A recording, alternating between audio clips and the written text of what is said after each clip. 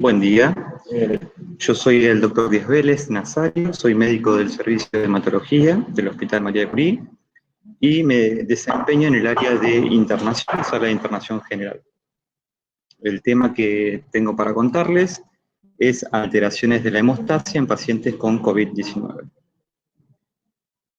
Bien, voy a hacer una breve introducción del tema, después voy a hablar algo de fisiología, fisiopatología, alteraciones de los parámetros de la coagulación, coagulopatía pulmonar, riesgo de trombosis, profilaxis para TBP en sala general y unidades de cuidados intensivos, y al final recomendaciones generales. Como podemos ver, esto es un dibujo del COVID-19, coronavirus. El virus tiene una membrana que lo envuelve, una nucleocápside donde está su genoma, y las espigas por fuera, que es lo que le permite, como ven aquí abajo, esta es la espiga, lo que le permite unirse al receptor de enzima convertidora de angiotensina 2 a nivel de las células alveolares pulmonares. Bien, el virus coronavirus es un virus ARN de la familia de los beta coronavirus. Es el tercer coronavirus que causa patología pulmonar. Ya conocimos en el 2003 al SARS-CoV, que en ese año generó el síndrome de distrés respiratorio del adulto agudo. Después, en el 2012-2013, estuvo el MERS-CoV, que también causó patología pulmonar. Y este año, en 2019, en China se originó una nueva pandemia, que llegó, que nosotros la estamos viendo evolucionar en el 2020 acá en Argentina, que es el coronavirus 2019. Este virus afecta fundamentalmente a pacientes de edad avanzada, mayores de 65 años, con antecedentes de enfermedades cardiovasculares, antecedentes de enfermedad pulmonar crónica, hipertensión, diabetes y obesidad. Se transmite por gotitas respiratorias y el 81% de los pacientes va a evolucionar con una enfermedad leve que se va a recuperar en su casa. Va a haber un 14% que va a tener una enfermedad grave, que va a requerir hospitalización, y un 5% que va a tener una enfermedad severa que va a requerir unidad de cuidados intensivos y asistencia respiratoria mecánica. La dificultad para respirar se desarrolla en una mediana de tiempo de 5 a 8 días desde el inicio de los síntomas. La enfermedad grave comienza generalmente después de una semana del inicio de los síntomas. La disnea es el síntoma más común y se acompaña de hipoxemia. Es característica su rápida evolución de insuficiencia respiratoria y generalmente cumplen con criterios para el síndrome de dificultad respiratoria aguda, que se define como aparición aguda de infiltrados pulmonares, hipoxemia severa y edema pulmonar. Bien, ¿qué es lo que ocurre con este virus? Cuando ingresa por la vía respiratoria, el virus tiene tropismo, como podemos ver en esta figura, por el receptor de enzima convertidora de angiotensina 2 de los neumonocitos tipo 2, que son los que sintetizan el surfactante pulmonar. Ese receptor también va a estar en los capilares y en los miocitos cardíacos. ¿Qué es lo que ocurre? Ese receptor cumple una función muy importante, que es la de metabolizar, forma parte del sistema renina-angiotensina que maneja la presión del organismo y el control de los líquidos. ¿Qué pasa? El angiotensina que se sintetiza en el hígado va a ser metabolizado por la renina-angiotensina 1, la enzima convertidora lo va a transformar en angiotensina 2, y la enzima convertidora de angiotensina 2 lo va a metabolizar angiotensina 1,7, que a través del MAS receptor 1 va a mantener el equilibrio de este sistema de regulador de presión del organismo. De esta forma, la angiotensina 2 es metabolizada y deja de tener su función más allá de lo que corresponde. ¿Qué es lo que pasa? El virus lo que hace, como se muestra en esta figura, es bloquear el receptor de angiotensina 2, se le pega, lo internaliza, se mete dentro del neumocito tipo 2, el virus se reproduce y el receptor queda bloqueado. entonces queda bloqueado este paso del metabolismo de angiotensina, que es fundamental. La angiotensina 1,7 tiene una actividad antiinflamatoria, que es la que va a estar bloqueada en este caso. Entonces, al no funcionar la angiotensina 1,7 y predominar angiotensina 2, se va a activar el receptor de angiotensina 1 y provocar injuria pulmonar aguda, con una actividad, como dice en el cuadrito, proliferativa de angiogénesis, de vasoconstricción, de inflamación y de fibrosis. Esta es la imagen que vemos de los pacientes que ese 15-20% que tiene compromiso pulmonar severo. A diferencia de las infecciones por bacterias, como vemos en este caso, la infección por coronavirus da un compromiso pulmonar difuso porque el receptor de angiotensina 2 está distribuido en forma difusa a nivel del pulmón. Entonces, el compromiso va a ser bilateral, las imágenes van a ser en vidrio esmerilado y con gran compromiso de la superficie de intercambio respiratorio. Bien, una vez que el virus se internaliza en un monocito tipo 2, desencadena una respuesta tipo síndrome de activación macrofágica con una tormenta de liberación de citoquinas, que lo que va a hacer es atraer células inflamatorias hacia el alvéolo. Llegarán entonces neutrófilos, más macrófagos, linfocitos, que van a provocar un edema a nivel intersticial alveolar y dentro del alvéolo. Esa tormenta de citoquinas también va a ir dirigida hacia el vaso que está contiguo al alvéolo, y ahí es donde se va a activar el sistema de la coagulación. Como vemos, esta es una foto del intersticio pulmonar, esta es una vena, esta es una arteria. Las células inflamatorias infiltran la pared de las venas y provocan, y de la arteria también, y provocan microtrombosis de las mismas. Las interleuquinas que van a estar aumentadas van a ser interleuquina 1, interleuquina 6 y factor de necrosis tumoral alfa predominantemente. Esta es una foto del endotelio vascular ya, o sea, del otro lado. Entonces, acá voy a desarrollar lo que es el concepto de inmunotrombosis. ¿Por qué inmunotrombosis? Porque va a haber un mecanismo inflamatorio, y trombosis, porque se va a desencadenar la trombosis a nivel vascular. Esas citoquinas que llegaban a la pared vascular, como les mostré acá, la inflamación alveolar intersticial va a provocar una disfunción endotelial, va a provocar liberación de factor tisular con trombosis de la microcirculación a nivel pulmonar. Y eso es lo que vemos acá.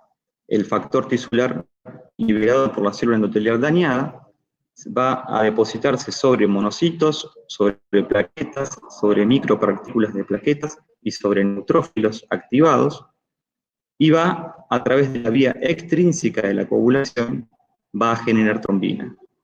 Por otro lado, a través de los NETs, que acá puse una figura de lo que son los NETs. Los NETs son cadenas de ADN envueltas en histonas, rodeadas por fibrina, en el cual se van a depositar plaquetas y eritrocitos y van a servir como superficie para que se active la coagulación a través de la vía intrínseca. Como vemos acá, el factor 12 va a pasar a factor 12 activado, usando como superficie los NETs. No, gracias. De esta forma, entonces vamos a tener una coagulación activada a través de las dos vías. Se va a formar factor 10, y el factor 10 activado va a pasar la protrombina a trombina. La trombina va a transformar el fibrinógeno en fibrina, y a través de la fibrinolisis, la plasmina va a formar PDF y dímero D.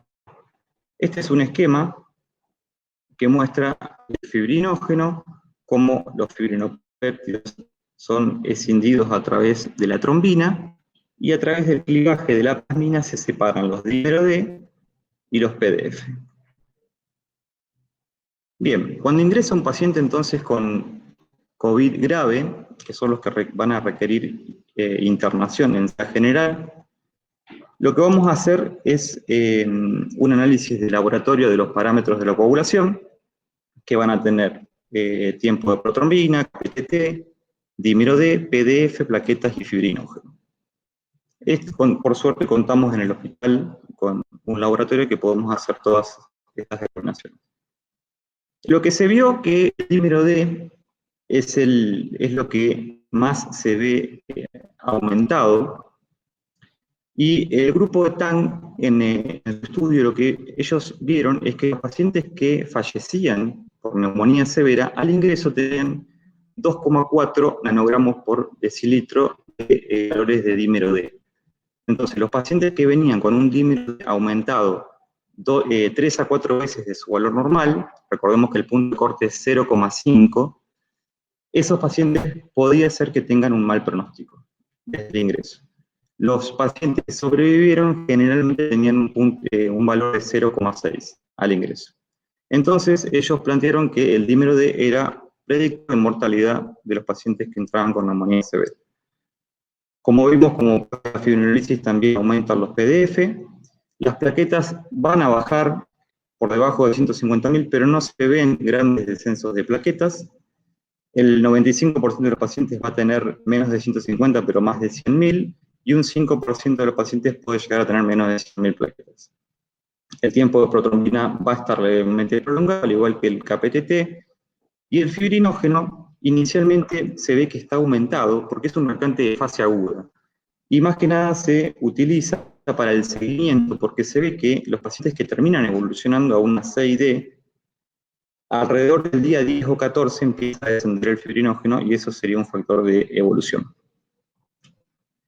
Bien, como dijimos, a nivel pulmonar existen un cuadro de coagulopatía, hay formación de trombosis a nivel de la microvasculatura, pero lo que se ve como característico es que está localizado a nivel pulmonar. Esta es una imagen donde se ve compromiso bilateral y difuso.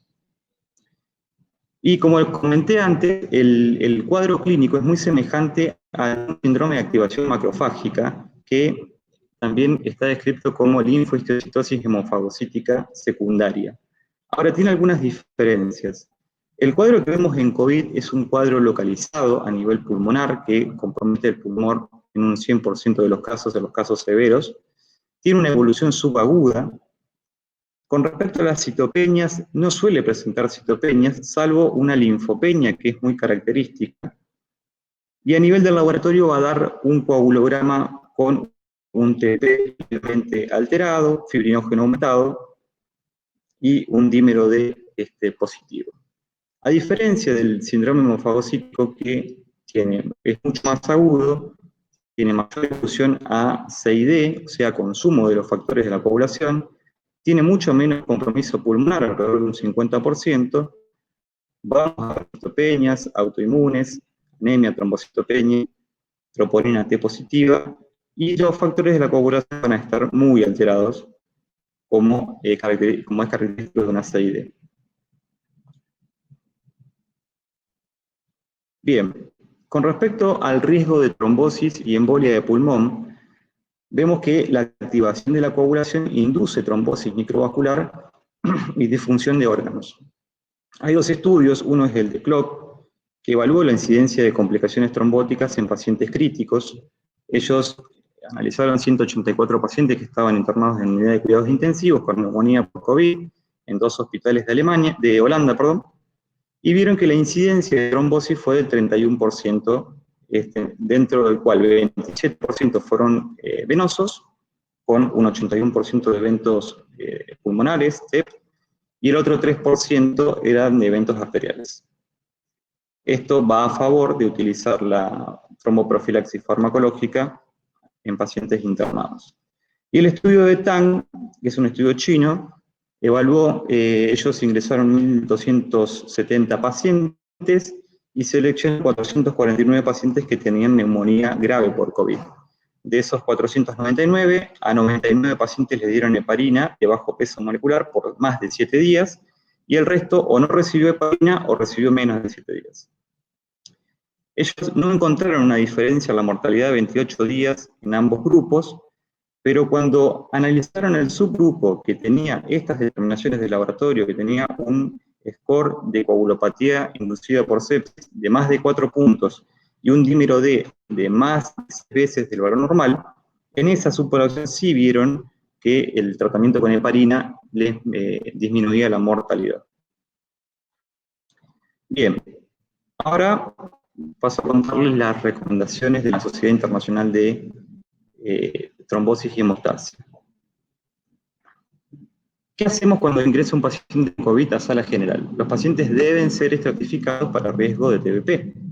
¿Cómo los estratificamos? Hay 2 o 3 scores, el más común es el score de Padua, que es este que tenemos acá. Dentro de nuestros pacientes son todos oncológicos, o sea que, fíjense que los pacientes con cáncer activo ya les 3 puntos, antecedentes de TBP, movilidad disminuida, condición trombofílica, trauma. Uno tiene que sumar todas las comorbilidades y si tiene 4 o más puntos, es un paciente que va a requerir tromboprofilaxis. Nuestros pacientes todos lo tienen. Entonces, primero lo estratificamos y después decidimos si le ponemos tratamiento profiláctico o no. En caso de presentar riesgo alto, vamos a indicar heparina no fraccionada cada 8 o cada 12 horas o enoxaparina cada 24 horas. Preferentemente usamos enoxaparina por menor riesgo de trombocitopenia inducida por heparina y porque tiene menor exposición. Al ser un paciente con riesgo de contagio, es mejor darle una droga que se aplique una sola vez al día. Con respecto a los anticoagulantes directos, no están recomendados en pacientes internados, ya que los pacientes probablemente estén recibiendo tratamientos de inmunosupresores, antivirales o drogas experimentales que van a interferir con el metabolismo de los DOACs. Se deben ajustar dosis de acuerdo al peso corporal, recordemos por arriba de 120 kilos la biodisponibilidad de la enoxaparina cambia, y ahí debemos evaluar, indicar 60 en vez de 40 miligramos. En casos de trombocitopenia severa también hay que considerar el ajuste, lo mismo que en casos de insuficiencia renal, donde es de preferencia la heparina fraccionada, no fraccionada. En caso de contraindicación de anticoagulantes, indicar tromboprofilaxis mecánica. En pacientes que van a unidad de cuidados intensivos, bien, estos son pacientes que están en un cuadro más severo. Las comorbilidades, el score de SIC de coagulopatía inducida por sepsis mayor de 4, los dímeros D elevado a más de 6 veces su valor normal, la PCR y la troponina son asociados a peor pronóstico. No está claro si los cambios en los parámetros de la hemostasia son consecuencia directa del virus o resulta del síndrome inflamatorio sistémico provocado por la tormenta de citoquinas secundario a la infección viral. La tendencia protrombótica aumentada en pacientes graves con neumonía por COVID lleva a TBP y a microtrombosis pulmonar in situ. Como ya dije, la incidencia de trombosis es del 31%, 27% para TBP, 3% para eventos arteriales. Y la mortalidad de pacientes que tienen COVID, están internados con trombosis, es del 40%. La tromboprofilaxis está indicada de rutina con dosis profilácticas de heparina no fraccionada o heparina de bajo peso. Los pacientes obesos, los que tienen alto score de TBP o marcadores muy elevados, hay que considerar un aumento de dosis del 50% y considerar en estos pacientes que son de mayor riesgo la compresión mecánica o el tratamiento dual, usar profilaxis farmacológica y compresión mecánica. No está recomendado en pacientes internados usar dosis terapéuticas de heparina hasta que no estén los resultados de estudios de investigación, como el EPCOP y el PROTECT COVID. Considerar profilaxis para TBP extendida en caso de pacientes de alto riesgo trombótico como cáncer activo y movilidad reducida. Puede indicarse heparina bajo peso o anticoagulantes directos por un periodo de 15 a 30 días. En este caso, los anticoagulantes directos sí cumplen un rol porque el paciente cuando se externa ya no está usando drogas que puedan tener interferencia. Entonces, ahí hay mayor seguridad y se los puede usar. En pacientes con distrés respiratorio, es posible subdiagnosticar embolias de pulmón porque el mismo distrés es causa de vasoconstricción pulmonar hipóxica, hipertensión pulmonar e insuficiencia ventricular derecha. Bien, estas son recomendaciones del Colegio Americano de Cardiología, que me parecieron prácticas como para finalizar la charla. Los pacientes con COVID leve van a estar en su domicilio y uno tiene que alentar a que se muevan, a que no, digamos, a que tengan mayor movilidad para evitar el riesgo trombótico de la enfermedad. Los pacientes anticoagulados deben continuar su tratamiento con antitrombóticos o antiplaquetarios, y en caso de pacientes que estén con un RIN lábil, se los puede rotar temporalmente a DOACs o heparina de bajo peso. Para pacientes con COVID moderado o severo, sin CID, que van a estar internados, vamos a hacer una estratificación de riesgo para profilaxis para TBP. Si no está contraindicada la heparina, vamos a usar dosis profilácticas, y de lo contrario vamos a usar compresión neumática intermitente. Y en caso de pacientes con dímero D por arriba de 1500, no está recomendada la detección sistemática de TBP por ecodoppler. Pacientes con COVID severo con coagulopatía inducida. Estos pacientes, si no tienen sangrado, debe ser administrada la profilaxis con heparina. No hay evidencia de anticoagulación terapéutica, o sea, de subir las dosis de heparina. Para pacientes anticoagulados en forma crónica con COVID grave, o sea que venían anticoagulados antes de ingresar a la internación y tienen CID sin hemorragia, es razonable considerar anticoagulación con heparina de bajo peso a bajas dosis, evaluando el riesgo de sangrado en forma permanente. Para pacientes con indicación de terapia antiplateletaria doble, como por ejemplo pacientes con infarto reciente, o haberse colocado un stent dentro de los últimos 3 meses, con CID y sin sangrado, ahí se debe tomar una decisión individualizada. Si el recuento de plaquetas es mayor a 50.000, puede continuar con una terapia doble. Si las plaquetas están entre 50 y 25.000, puede recibir terapia simple.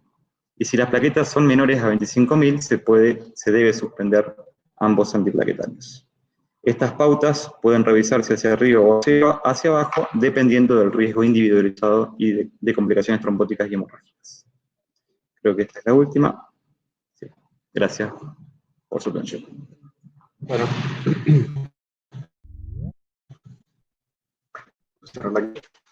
Si alguien quiere hacer alguna pregunta, y si no, pregunté. Y si no, pregunta a Diana.